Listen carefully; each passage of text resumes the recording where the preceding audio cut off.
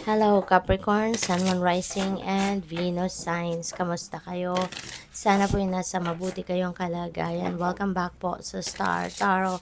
At kung bago kayo rito, welcome din po kayo. Please subscribe, like, share my videos, and leave me a comment kung naka-resonate po kayo.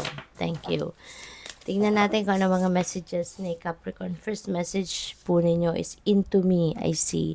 Ayan. So, siguro ngayon, you'd have a more time, no? Para ikaw ay makapag tune in sa sarili mo. Maybe you're gonna have more time sa ngayon na makapag-muni-muni, nilay-nilay, and reconnect with yourself. Baka kasi, in the past, kayo ay sobrang busy, no? Maaring marami kayong ginagawa, marami kayong inaasikaso, you were attending to different things, no? And maraming tinitignan kayo, marami kayong inaasikaso. And then siguro, 'di ba, hindi na kayo nagkaroon ng parang minsan kasi kapag overwhelmed na tayo sa ginagawa natin, sometimes may isip natin na parang hindi na natin kilala yung sarili natin, 'di ba? Kasi na-focus tayo doon sa mga trabaho na ginagawa natin. But now, parang lie low kayo, no? Magla-lie low na kayo. Siguro ngayon, yung time, no, namimiss mo na yung sarili mo, kaya maaring you are going to do some kind of introspection, you're going to do some kind of reflection dito in order for you to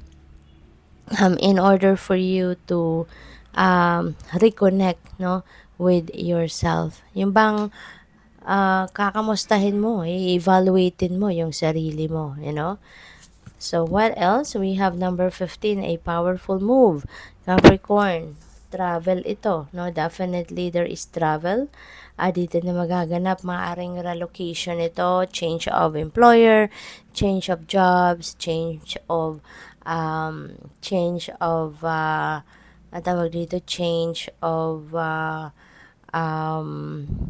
place of residence, 'di ba? Change of home. Baka ang iba sa inyo dito mag-abroad, 'di ba? Ang iba sa inyo siguro magre-relocate in a nearby city or baka sa mas malayo, yung gano'n.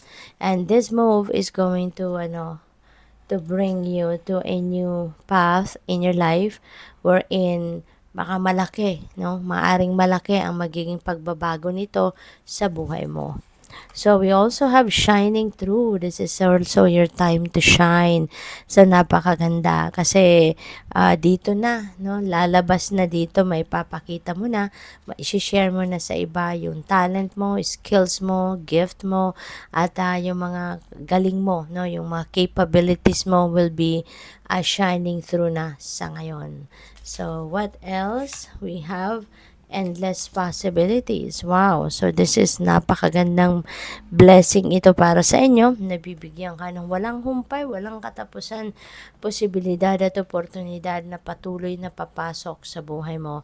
Patuloy na ibibigay sa iyo ng universe, parang non-stop, no? Talagang ima-match ng universe dito yung inyong sipag, ang inyong tiyaga, 'di ba? Kaya tuloy-tuloy ang pagpasok ng mga oportunidad and posibilidad sa buhay mo.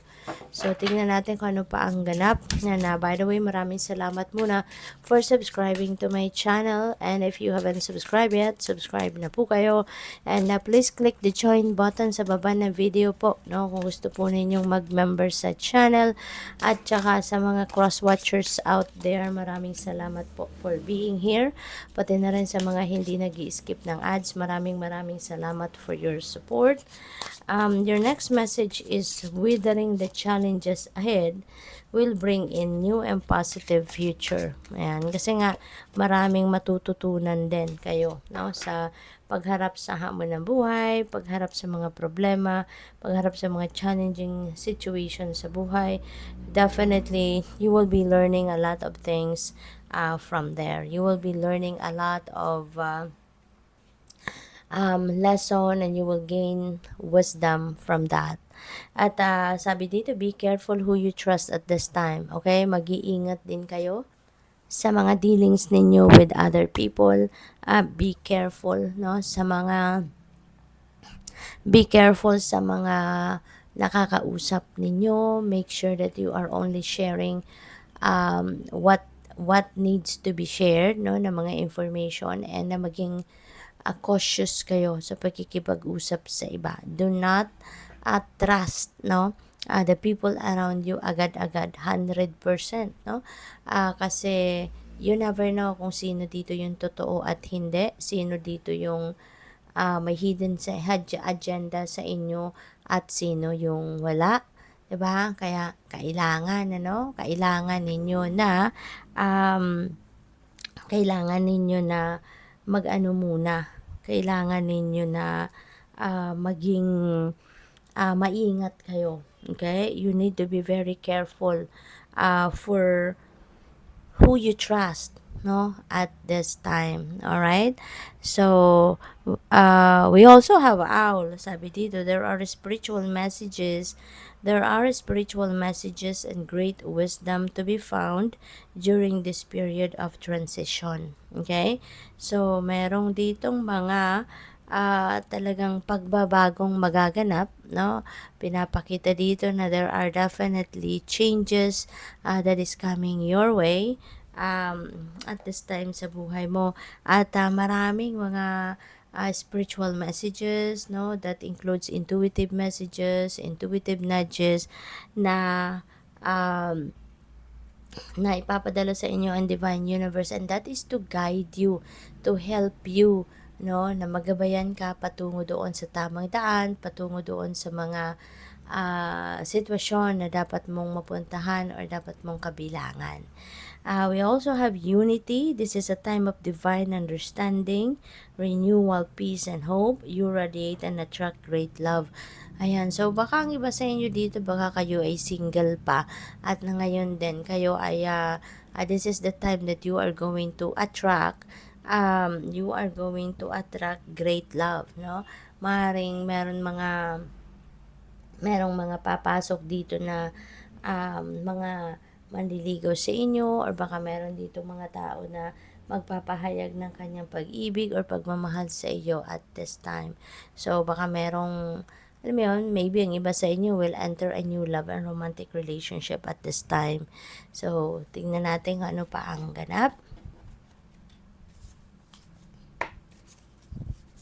So, by the way, Capricorn, if there are messages dito na hindi magra-resonate sa inyo, just leave it for someone else kasi ibig sabihin hindi yan para sa'yo.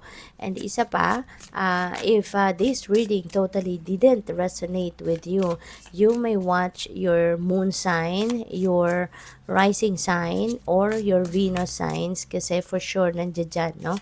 Merong mga mensaheng magra-resonate sa inyo dyan. So, we also have the Eight of Swords. Ayan. So, this is self-sabotaging energy. Baka nagna-negative thinking kayo, Capricorn. Okay?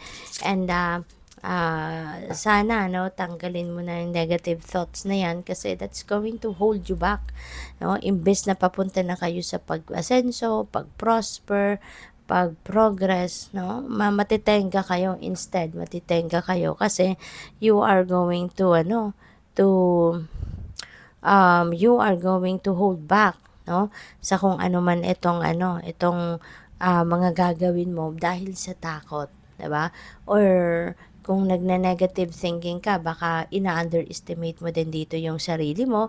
So, hindi rin makakatulong sa'yo kasi, diba, instead na maging proud ka sa sarili mo, maging proud ka sa mga naging accomplishments mo in the past, kung makikinig ka dito sa negative thinking mo, at baka minamaliit mo yung sarili mo, talagang hindi mo na mauulit yun kasi matitenga ka na dito, no? You will be just stuck dito sa energy na to at walang mangyayari, no? Walang pagpo-progress, walang grow, 'di ba? Walang growth dito na mangyayari.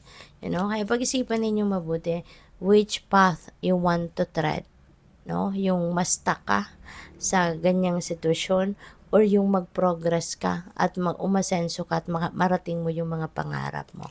So, it's all up to you to decide, 'di ba? So, we have Two of Cups. Someone really is going to come in sa buhay mo sa ngayon at yung taong ito ay maaari, no, na talagang magiging jowa mo, maaaring ito ay magiging kaibigan mo, 'di ba? There is unity. So, someone is going to come in at magiging parte ng buhay mo. We have Nine of Swords. Ayan. So, this could be related to that as well, 'di ba? Na nag-iisip ka, namumroblema ka, 'di ba? So, kung tuluyan mong ipagfocusan yan, naku, sayang lang ng mga opportunities and possibilities that are showing up sa buhay mo kung yan yung pagne-negative thinking ninyo, pag-worry ninyo, pag-i-stress ninyo, yung pagfofocusan ninyo. Okay? Hindi rin ito maganda, lalo-lalo na kung meron kayong mga physical ailments, 'di ba? Kasi it's not healthy na kayo ay hindi na nakakatulog. It's not healthy na kayo ay hindi na nakakapag-isip ng maayos kasi ang mas naiisip ninyo ay ang problema. 'Di ba? So, pag-isipan ninyo mabuti, okay? Magdasal kayo, ask for enlightenment and guidance from Holy Spirit, no? Para malinawan ang inyong isipan at magabayan kayo sa tamang dapat ninyong puntahan. Good luck po. Thank you for watching. Love and Light. Namaste.